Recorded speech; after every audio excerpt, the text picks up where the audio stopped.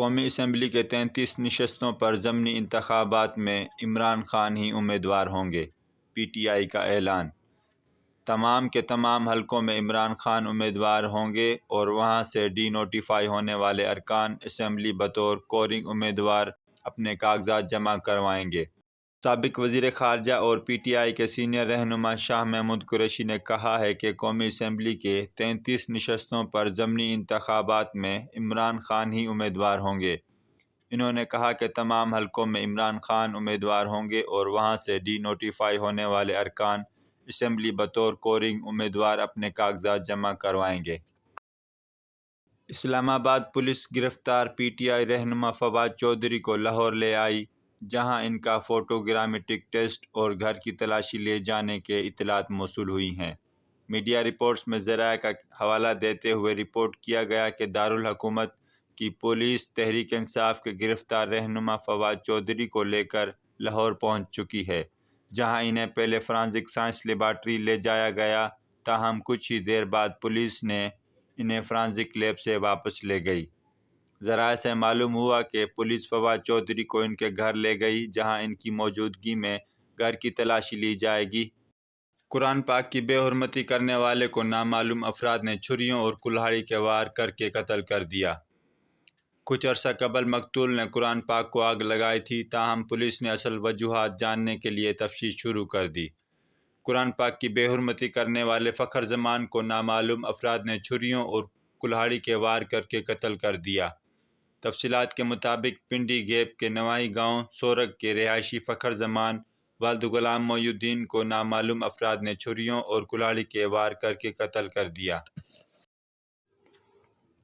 P T I chairman Imran Khan سے فواد چودھری کی اہلیہ حبا کی ملاقات ہوئی۔ عمران خان نے کہا کہ فواد کی فیملی سے ملاقات نہ ہونے دینا قابل مذمت ہے۔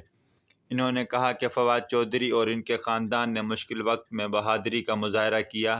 خیال رہے کہ گزشتہ دنوں پی ٹی آئی رہنما فواد چودھری کو اسلام آباد پولیس نے الیکشن کمیشن کے خلاف نفرت پھیلانے کے الزام میں گرفتار کیا تھا اور اب وہ جسمانی ریمانڈ پر ہیں۔ واضح رہے کہ Pakistan Tehreek Insaf P T I کے سینئر نائب صدر فواد چودھری کے طبی معائنے کے لیے ان کے وکلاء نے عدالت سے رجوع کیا تھا۔ متحدہ عرب امارات کے درہم کے سامنے بھی پاکستانی روپے کی مسلسل بے قدری جاری ہے اور خلیجی ملک کی کرنسی کی قیمت تاریخ کی بلند ترین سطح پر پہنچ گئی۔ تفصیلات کے مطابق موجودہ مالی سال کے دوران اب تک روپیہ امریکی ڈالر کے مقابلے میں اپنی قدر کا 28% سے زیادہ کھو چکا ہے۔ سیاسی عدم استحکام اور ملک کے کمزور معاشی اشاریوں کے درمیان جنوری میں اس نے اپنی قیمت کا تقریباً 16% کم کیا۔ جمعے کو روپیہ امریکی ڈالر کے مقابلے میں اپنی قدر کا 2.73% کھونے کے بعد منفی نوٹ پر ہفتہ بند ہوا۔ انٹر بینک مارکیٹ میں ایک ڈالر کی قیمت 260 سے 262 روپے اور یو اے ای درہم 71 روپے 55 پیسے کا رہا۔ حکومت کی اتحادی جماعت ایم کیو ایم نے پیٹرولیم مصنوعات کی قیمتوں میں اضافہ واپس لینے کا مطالبہ کر دیا۔ تفصیلات کے مطابق ایم کیو ایم نے پیٹرولیم مصنوعات کی قیمتوں میں اضافے کو عوام پر ظلم قرار دے دیا اور حکومت سے مطالبہ کیا ہے کہ اس فیصلے کو واپس لیا جائے۔ پیٹرول اور ڈیزل کی فی لیٹر قیمت پر 35 روپے جبکہ لائٹ ڈیزل پر مٹی کے تیل کی قیمت پر 18 روپے اضافہ کیا گیا ہے۔ شیخ رشید کی آبائی رہائش گاہ لال حویلی کو سیل کر دیا گیا ہے۔ تفصیلات کے مطابق متروکہ وقف املاک نے راولپنڈی میں لال حویلی سمیت 7 یونٹس کو سیل کر دیا ہے۔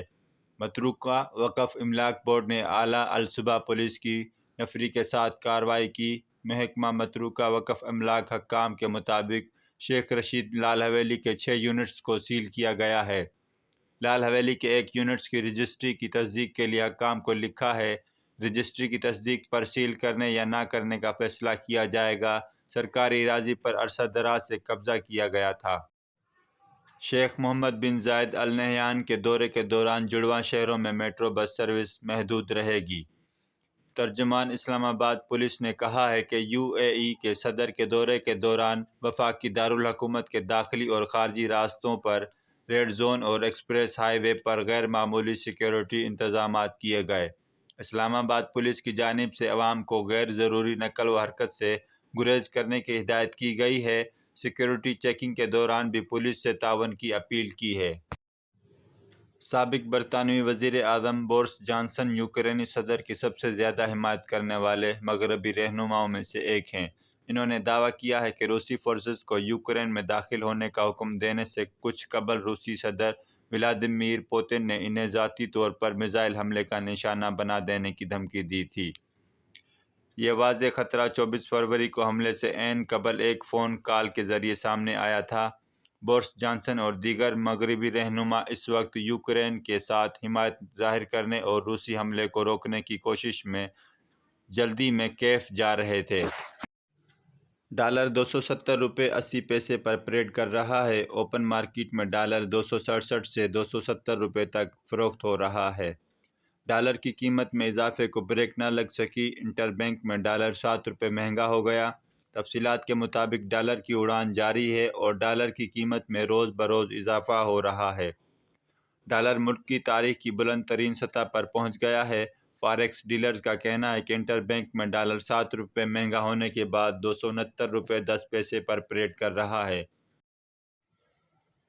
اقوام متحدہ نے 2023 میں عالمی اقتصادی صورتحال اور امکانات کے عنوان سے ایک رپورٹ جاری کی ہے، جس میں پیش گوئی کی گئی ہے کہ 2023 میں عالمی اقتصادی ترقی 2022 کے مقابلے میں تقریباً 3% سے کم ہو کر 1.9% رہ جائے گی۔ جمعے کو چینی میڈیا کے مطابق رپورٹ میں بتایا گیا ہے کہ چینی معیشت علاقائی اقتصادی ترقی کو آگے بڑھائے گی۔ رپورٹ کے مطابق 2023 میں چین کی اقتصادی ترقی تیز آئے گی، چونکہ چینی حکومت وبائی امراض سے بچاؤ کی پالیسیوں کو بہتر بنا رہی ہے اور سازگار اقتصادی اقدامات کر رہی ہے۔ چین کی اندرونی کھپت کے طلب میں مستقبل میں بڑھے گی اور رواں سال چین کی اقتصادی ترقی 4.8% تک پہنچ جائے گی۔ اقوام متحدہ کی گلوبل اکنامک مانیٹرنگ سینٹر کے ڈائریکٹر حامد رشید نے کہا کہ دیگر ترقی پذیر ممالک کی برعکس چین نے ایک مضبوط مالیاتی اور مانیٹری پالیسی برقرار رکھی ہے۔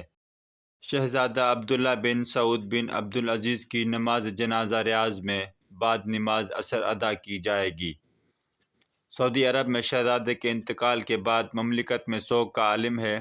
سعودی عرب کی سرکاری خبر رساں ایجنسی SPA کے مطابق شہزادہ عبداللہ بن سعود بن عبدالعزیز انتقال کر گئے ہیں۔